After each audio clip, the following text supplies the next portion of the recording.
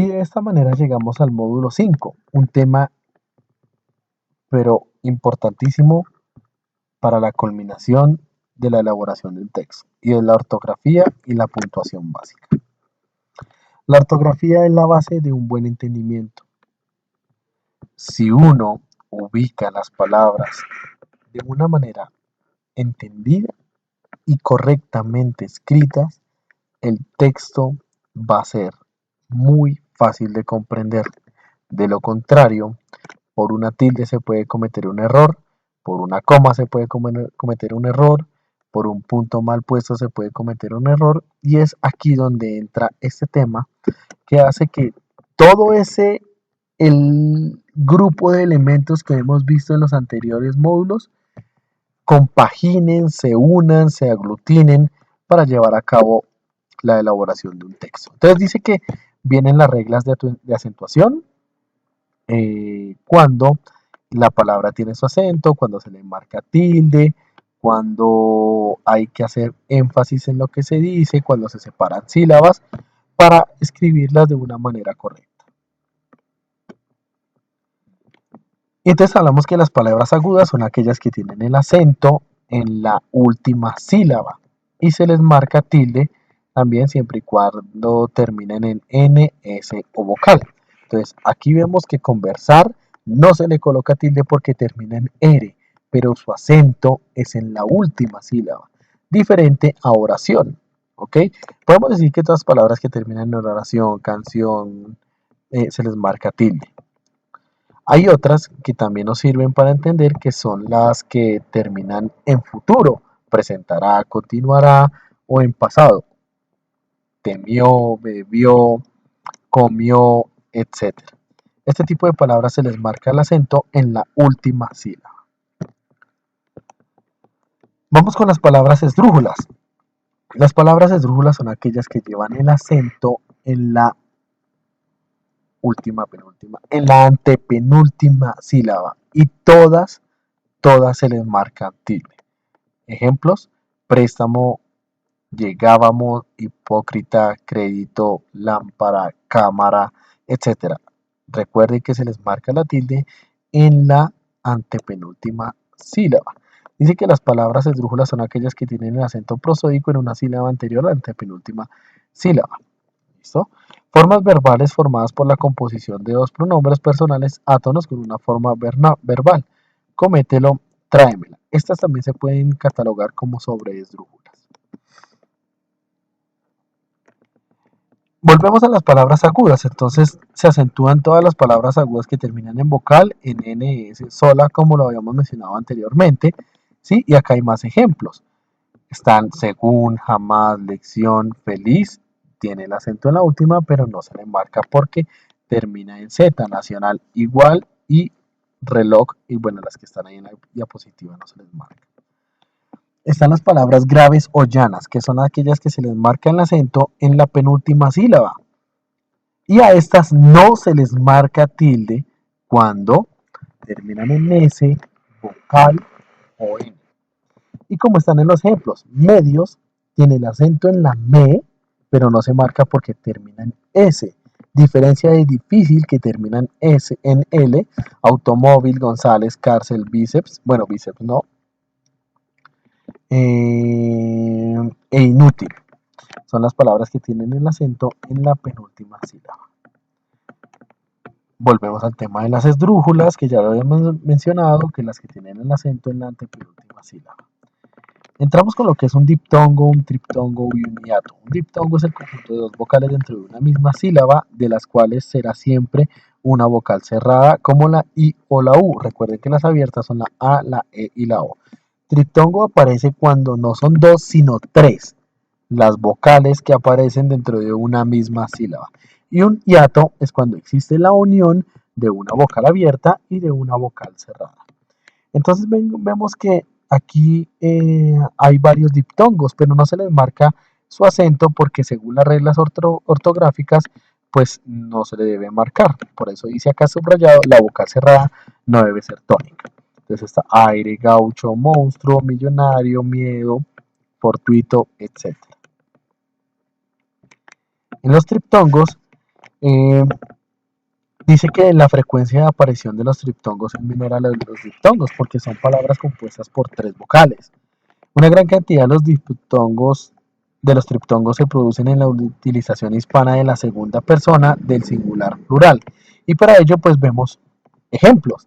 Cambiáis, cartografiéis, habituáis. Ahí se les marca la tilde porque van unidas, su acento va en la última y son palabras agudas. El hiato se define como en casos particulares de las otras reglas. ¿Por qué? Porque como lo mencionábamos anteriormente, se le marca la tilde siempre a la vocal cerrada. En este caso puede ser la I o la U. Y algunos ejemplos, oír, país, creís, actuaría, accedía, está paraíso, está arcoíris, está creíble, etc. La puntuación. Los signos de puntuación son signos ortográficos. Entonces está el punto, la coma, el punto y coma, los dos puntos, los puntos suspensivos, los signos de interrogación y de exclamación. El punto, su función principal es separar las unidades autónomas que integran un texto. Y el punto seguido separa las oraciones que integran el mismo párrafo. El punto y aparte separa los párrafos. El punto final indica que es el fin del texto.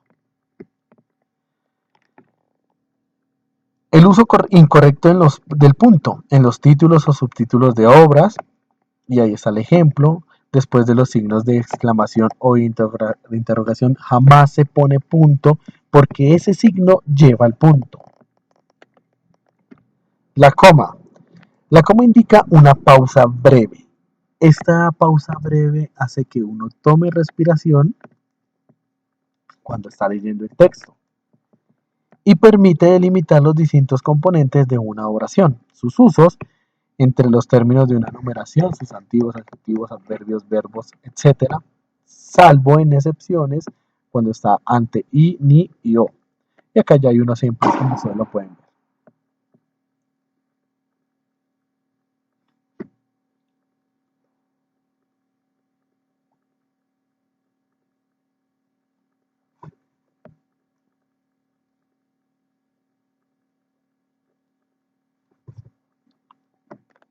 Más ejemplos de la coma.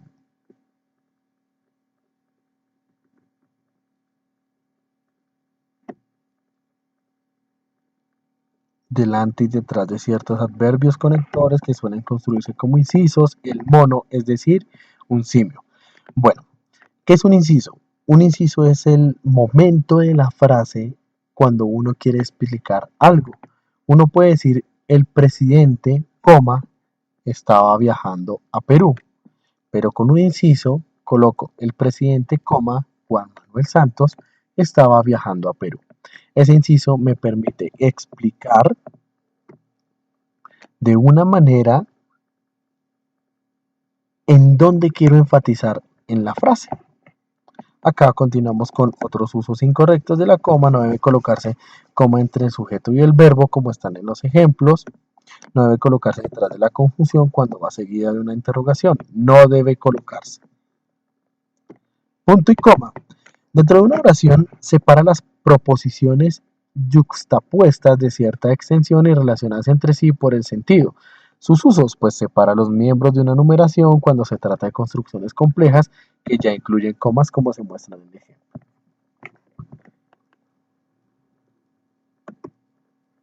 Punto y coma separa periodos en una oración, el hombre entra a su casa, punto y coma, se sienta en un sillón y se relaja.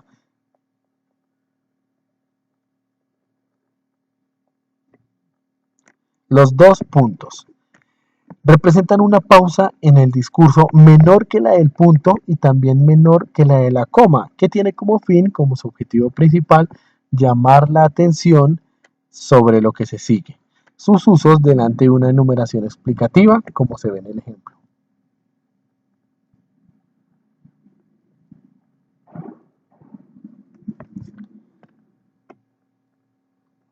Más ejemplos de el uso de los dos puntos en el encabezado de cartas, cuando una o más proposiciones la sigue otra que es una aclaración o una explicación, cuando se introduce una ejemplificación, etc. Los puntos suspensivos indican una interrupción momentánea o definitiva del discurso. Para indicar, cuando se usan, que una enumeración ha quedado abierta o incompleta, cuando se deja un enunciado incompleto o en suspenso, para indicar duda, vacilación o inseguridad del hablante. Los signos de interrogación y exclamación. Después de los signos que indican cierre de interrogación o exclamación, nunca va punto. Ese es su uso correcto. Y se utilizan para hacer énfasis en una frase, para preguntar algo, como están en la oración.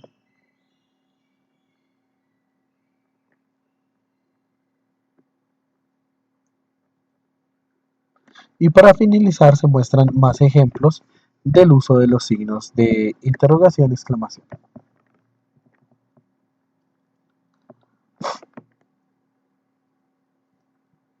Muchas gracias, este fue el módulo número 5, ortografía y puntuación básica.